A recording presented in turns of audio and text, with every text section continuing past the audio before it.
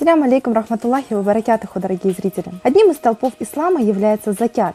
В Священном Коране по обязательности выполнения он упоминается после обязательной пятикратной молитвы. С арабского языка слово «закят» означает «очищение, умножение». В нашей сегодняшней программе мы попытаемся коротко раскрыть эту тему и рассказать вам об обязательных положениях закята. В гостях у нас заместитель муфтия мусульман Крыма Айдар Ходжа Исмаилов. Салям алейкум, Айдар Ходжа, хуш келдіңіз. Ва алейкум салям, саламус. Айдар Ходжа, расскажите, пожалуйста, в общем, что такое закят? Закят – это один из 5 столпов ислама. Как вы уже сказали, упоминается во многих аятах Корана сразу после намаза, и тем самым увеличивается важность данного поклонения. Кроме того, закят имеет функцию социальной взаимопомощи, конечно же. Потому что если дать определение закяту, то это ежегодная выплата богатых мусульман в пользу нуждающихся. В исламе не запрещается жить хорошо или жить очень хорошо даже, если ты заработал это дозволенным путем. Но в исламе людям состоятельным и богатым вменяется в обязанность заботиться о нуждающихся людях, с которыми они живут в одном обществе. Айдар Ходжа, скажите, пожалуйста, каждый ли мусульманин обязан выплачивать закят? Или расскажите подробнее, какая именно категория мусульман должна выплачивать закят? Естественно, каждый богатый с точки зрения ислама, с точки зрения критериев именно состоятельности, которые установила наша религия, если человек считается состоятельным, то есть богатым, он должен выплачивать закят, вне зависимости, кстати, от того, мужчина это или женщина. Ценз в данном случае, то есть вот именно критерии состоятельности, можно объяснить кратко следующим образом. Это значит все, кроме основных нужд. То есть основные нужды — это значит дом, домашняя утварь, инструменты, которые нужны человеку для работы. Это не облагается закятом. То есть если у человека, кроме его основных потребностей, есть еще имущество в размере примерно около 80 грамм золота, или же такой же стоимостью, то по прошествии года должен выплатить закят в размере 1/40 части. Но сейчас пришло время нашей постоянной рубрики «Этикет и здоровье по сунне», в которой вы узнаете об этике малого омовения. Существует 2 способа совершения малого омовения – вуду. Первый способ ограничивается следующими обязательными действиями. Полное омовение лица 1 раз, что включает в себя полоскание рта и носа. Омовение рук до локтей 1 раз. Обтирание головы, включая уши. Омовение ног вместе с лодыжками 1 раз. Во всех этих случаях под однократным омовением имеется в виду тщательное омовение всех частей тела целиком. Важным аспектом малого омовения является соблюдение очередности. Сначала нужно мыть лицо, затем руки, затем протереть голову и в конце мыть ноги. Потому что пророк, да благословит его Аллах и приветствует, придерживался в омовении именно такой последовательности. Человек должен иметь намерение очиститься и должен очистить себя от нечистот. Однако намерение не произносится вслух, поскольку местом намерения является сердце. Намерение является сунной в ханафитском мазхабе. Во всех остальных мазхабах наличие намерения обязательно. Затем следует сказать «Бисмиллях» с именем Аллаха. Затем умыть кисти рук 3 раза. Затем прополоскать рот 3 раза, втянуть ноздрями воду и выдуть воду из носа, используя левую руку 3 раза. Умыть лицо 3 раза. Границы лица от линии волос головы до подбородка в длину и от уха до уха в ширину. Мужчина должен мыть также бороду, потому что это часть лица. Редкую негустую бороду нужно мыть снаружи и внутри, то есть кожу под бородой. А если борода густая, то есть скрывает кожу, то моют только поверхность бороды и прочесывают ее пальцами. Затем моют руки до локтей 3 раза, от кончиков пальцев до локтей, включая локти. Если что-то прилипло к рукам, например, тесто, глина, краска, все, что препятствует доступу воды к коже и ногтям, то необходимо удалить это перед тем, как мыть руки. Затем обтирают волосы и уши один раз свежей водой, не той, что осталось после омовения рук. Обтирание головы делается следующим образом. Руки, смоченные в воде, кладут на переднюю часть головы, то есть ближе к лбу, и проводят ими до затылка. Затем повторяют это движение в обратную сторону, пока руки не окажутся в исходном положении. Затем вставляют указательные пальцы в уши,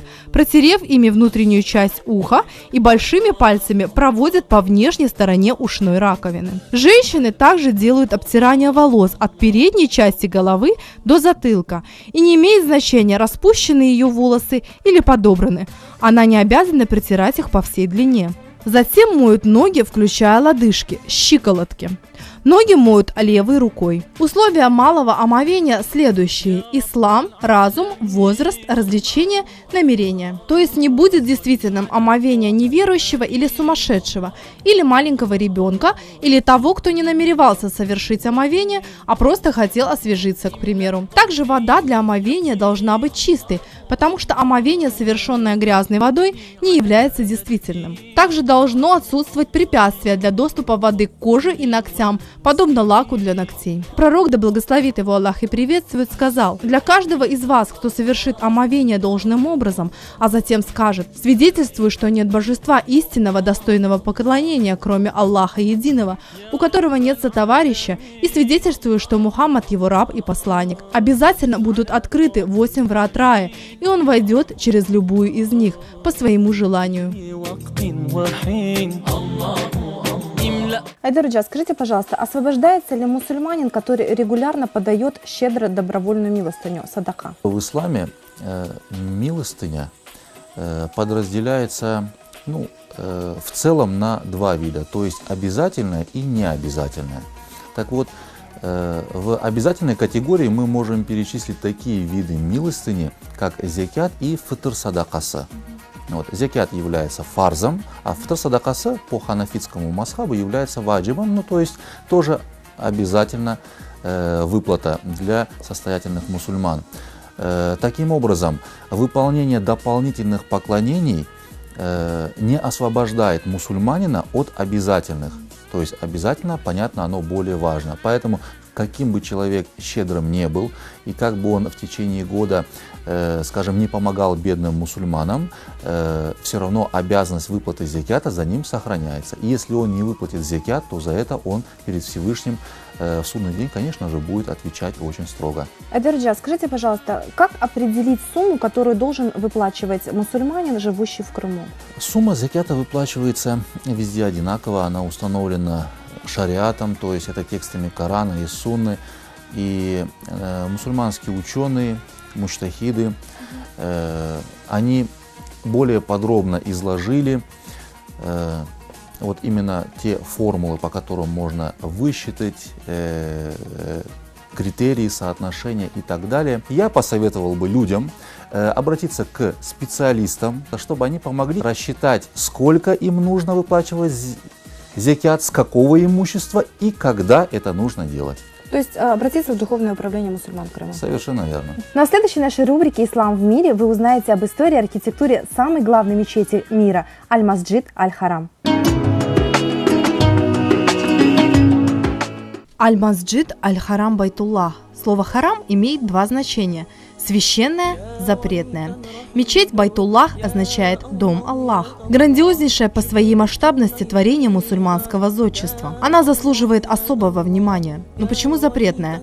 На территории мечети Харам, почитаемой, священной, изначально было строжайше запрещено убийство людей и животных, ведение боев, а также ее посещение иноверцами. Великую мечеть в Мекке соотносят с началом земной цивилизации. Считается, что здесь пророком Адамом, мир ему, был выстроен первый храм на земле, разрушенный всемирным потопом и восстановленный на сохранившемся фундаменте пророками Ибрахимом, мир ему, и Исмаилом, мир ему. Закончив работу, они по указанию ангела Джибраила, мир ему, обошли восстановленный храм 7 раз и вознесли Господу молитву. В настоящее время мечеть Аль-Харам – это огромное сооружение площадью более 300 тысяч квадратных метров.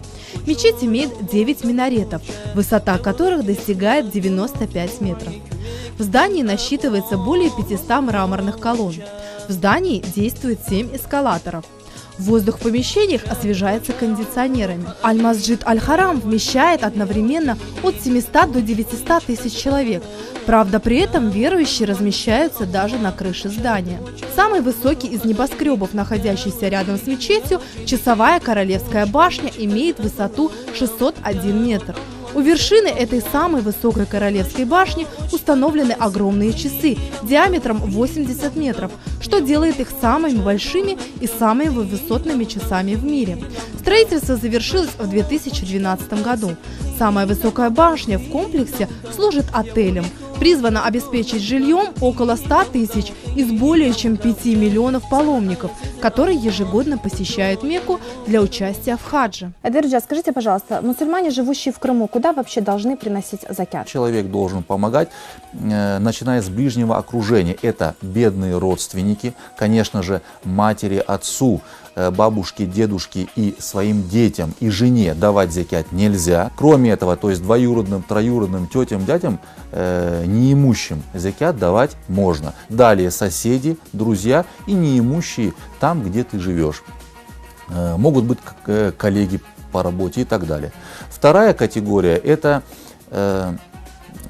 благотворительные какие-то организации, то есть это могут быть духовные управления, духовные центры, вообще благотворительные организации, которые занимаются благотворительной деятельностью, то есть какими-то социальными проектами во благо общества. Можно выплачивать стипендию студентам, потому что человек, который изучает, вообще берет знания, вышел на путь получения знания, он на пути Аллаха Всевышнего. Именно в Коране, в суре Тевбе, покаяние, в 60-м аяте перечисляется 8 категорий именно людей, которым можно давать закят, и вот именно те, которые на пути Аллаха, там упоминаются. На этом наша передача подошла к концу, к сожалению. Спасибо, что пришли к нам в студию. Ассаляму алейкум, рахматуллахи ва баракатуху. Ва алейкум салям, вам спасибо. В Священном Коране множество аятов, в которых закят упоминается после обязательной пятикратной молитвы.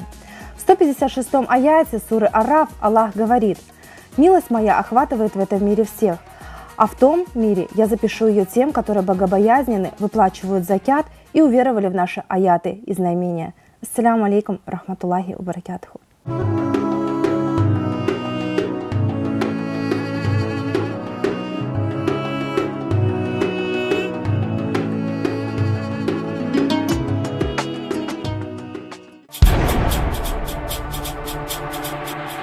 Çok beklenilgen Hıdırlez bayramına hepinizin mayısıçkını davet edemiz. Milli yemek ve tatlıklar ile milli medeni çadırlar, halk oyun takımlarının çıkışları, şu cümleden Kırım ve Haytarmak Kırım Tatar folklor ansamblleri, Kırım Mühendislik Pedagogika Üniversitetinin ayrı programması hazırlanan, Kırım Tatar Milli Akademik Tiyatro'nun artistleri, Kırım Tatar estrada yırcıları, Elmira Nalbandova Güzel, Türkiye Musafiri Günay, Rusya'da Natalya Nurmuhamedova, Yunanistan yırcısı Varsal, Uçkuduk Çalgı takımı Kırım'ın en büyük sanatında çıkışta bulunacaklar. At çapışı ve Milli Güreş'nin mükafat fondu bu sene 150 bin rubleni teşkil edecek. İştirakçilerine diplom ve bakşışlar bekley. Hıdırlez, Kırım Tatar Halk Bayramı unutulmaz muhitini yaratacaktır. Bu muhitinin bir parçası sen de ol. Bayram annenevi olarak Ahmetçid Bahçesaray yolunda Şahirizade İglece kompleksi yanında Mayıs 3 günü ötkerilecek.